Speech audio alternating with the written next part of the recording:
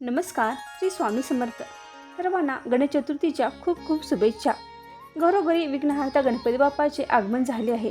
गणपती बाप्पांच्या आगमनानंतर सर्वांना वेध लागतात ते ज्येष्ठा गौरीचे आव्हानाचे. यावर्षी 10 सप्टेंबरला ज्येष्ठा गौरीचे आगमन होत आहे. ज्येष्ठा गौरीचे आगमन झाल्यानंतर गौरीपूजन आणि गौरी विसर्जन विधी असतो. श्री गणेशाची जितकी वाट पाहतो तितकीच वाट आपण ज्येष्ठा गौरीच्या आगमनाची देखील पाहतो. आपण गौरीची स्थापना करून गौरीची मनोभावे पूजा करतो. गौरीच्या रूपाने येणाऱ्या देवीचे मोठ्या आनंदाने उत्साहाने पूजा अर्चा करतो. नैवेद्य दाखवून विसर्जन करतो. भाद्रपद महिन्याच्या शुद्ध चतुर्थीला पार्थिव गणपतीचे पूजन झाल्यानंतर भाद्रपद महिन्यातील शुद्ध पक्षात अनुराधा नक्षत्रावर गौरीचे घरोघरी आगमन होते. आपल्या हिंदू संस्कृतीमध्ये गौरीला शिवशक्ती रूप म्हणजेच गणेशाची आई मानले जाते. अनेक ठिकाणी गौरीचे पूजन हे महालक्ष्मीच्या रूपात केले जाते. एकदा असुरांच्या त्रासाला कंटाळून सर्व स्त्रिया गौरी महालक्ष्मीकडे गेल्या आणि आपले सौभाग्य अक्षय राहण्यासाठी त्यांची प्रार्थना करू लागल्या. त्यावेळी गौरीने त्यांची प्रार्थना स्वीकार करून असुरांचा संहार केला. शरण आलेल्या स्त्रियांना, त्यांच्या पतीला व पृथ्वीवरील प्राण्यांना सुखी केले. लक्ष्मीच्या कृपेने आपल्याला सौभाग्य प्राप्त झाले म्हणून तेव्हापासून सर्व स्त्रिया महालक्ष्मी गौरीची पूजा करू लागल्या.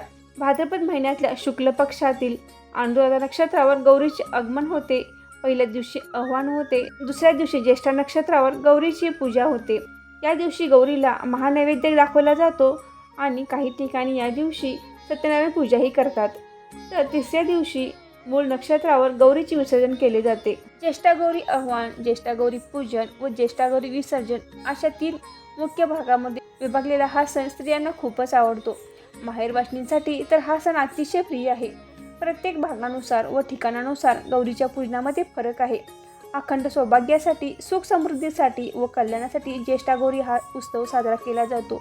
मंगळवारी 10 सप्टेंबरला ज्येष्ठा गौरी आव्हान हे सूर्योदयापासून ते संध्याकाळी 6:27 तुम्ही करू शकता. या दिवशी राहू काळ हा दुपारी 3 वाजल्यापासून दुपारी 4:30 आहे.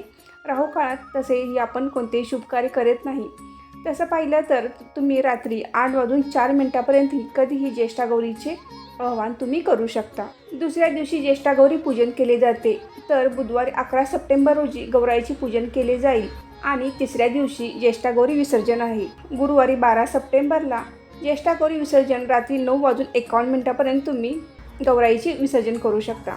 ज्येष्ठा गौरीच्या पूजनासाठी अशी महालक्ष्मीची मुकुटे प्रथम आपल्या अंगणात तुळशी वृंदावनाजवळ ठेवली जातात व तेथून वाजत गाजत आपण हे महालक्ष्मीचे मुखवटे घरी आणली जातात. प्रत्येक भागानुसार ही पद्धत वेगळी असते. गौरीचे 2 मुखवटे काही ठिकाणी पूजले जातात तर काही ठिकाणी एकच मुखवटा पूजला जातो. प्रत्येक ठिकाणची पद्धत वेगवेगळी आहे. या 2 गौरीच्या मुखवट्यांना एक ज्येष्ठा गौरी व एक कनिष्ठा गौरी असे म्हणतात. एक सूप घेऊन त्यामध्ये तांदळाची रास ठेवावी, त्यावर हळद कुंकू अर्पण करावे व त्यावर महालक्ष्मीचे मुखवटे ठेवावेत. दोन्ही मुखवट्यांसमोर पानाची विडे ठेवायची आहेत. 2 विड्याची जोडपाने घेऊन त्यावर सुपारी, हळकुंड, बदाम, खोबरे, खारीक व 1 रुपयाचे नाणे ठेवावे व हळद कुंकू अर्पण करावे. महालक्ष्मीची पूजा करावी. यावेळी आपल्या शेजारच्या महिलांनाही हळदी कुंकवासाठी बोलवावे. महालक्ष्मीच्या मुखवट्यांची पूजा झाल्यानंतर आपल्याला हे मुखवटे घरामध्ये घ्यायचे आहेत. आपल्या प्रवेशद्वाराजवळ रांगोळी काढायची. प्रवेशद्वारापासून देवघरापर्यंत हळदी कुंकवाची पावले काढली जातात. या ज्येष्ठा गौरी घरामध्ये देवघरापर्यंत आणायची. त्यानंतर या ज्येष्ठा गौरींना आपल्या घरातून फिरवले जाते. या ज्येष्ठा गौरी 3 दिवस माहेरवाशिनी असतात. त्यामुळे त्यांची सर्व सजावट, आरास, साजशृंगार केला जातो. घराच्या उंबरठ्यातून आत घेताना ज्या महिलेने गौरी घेतल्या आहेत त्यांच्या पायावर पाणी घातले जाते. घराच्या उंबरठ्याच्या आत धान्याने भरून माप ठेवले जाते. हे माप ओलांडून ज्येष्ठा गौरीला आत घेतली जाते. लक्ष्मीचे हळदी कुंकवाने पावले काढले आहेत. त्यावरून ज्येष्ठा गौरीचे घरामध्ये आगमन होते. त्यावेळी घरातली स्त्री व ज्या स्त्रीने गौराई घेतली आहे त्यांच्यामध्ये संवाद सुरू होतो. त्यावेळी घरातली स्त्री म्हणते, गौरी आली कशाच्या पावली. त्यानंतर गौरी घेतलेली स्त्री म्हणते, धनधान्याच्या पावली. गौरी आली कशाच्या पावली. गाय वासरांच्या पावली. गौरी आली कशाच्या पावली. पुत्र पौत्रांच्या पावली. गौरी आली कशाच्या पावली. ज्ञान विज्ञानाच्या पावली. गौरी आली कशाच्या पावली. वैभवाच्या पावली. असा दोघींच्यामध्ये संवाद होतो.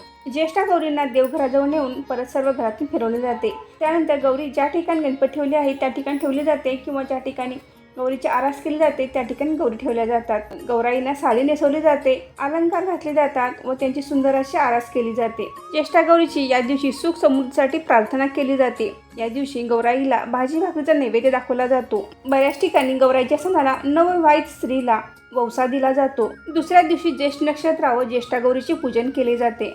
पुरणपोळीचा नैवेद्य केला जातो. त्याचप्रमाणे फळाचे पदार्थ ही नैवेद्यामध्ये दाखवले जातात. आळूची वडी, धपाटे, 16 प्रकारच्या भाज्या, कढी असे सर्व पदार्थ या दिवशी गौरीच्या नैवेद्यामध्ये असतात. त्या दिवशी जागरण केले जाते. गौरीची गाणी म्हटली जातात. जिमा फुगडीचा खेळ खेळला जातो.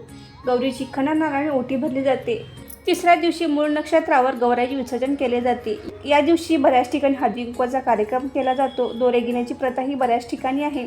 दही भाताचा नैवेद्य करून आरती केली जाते व गौराईचे विसर्जन केले जाते.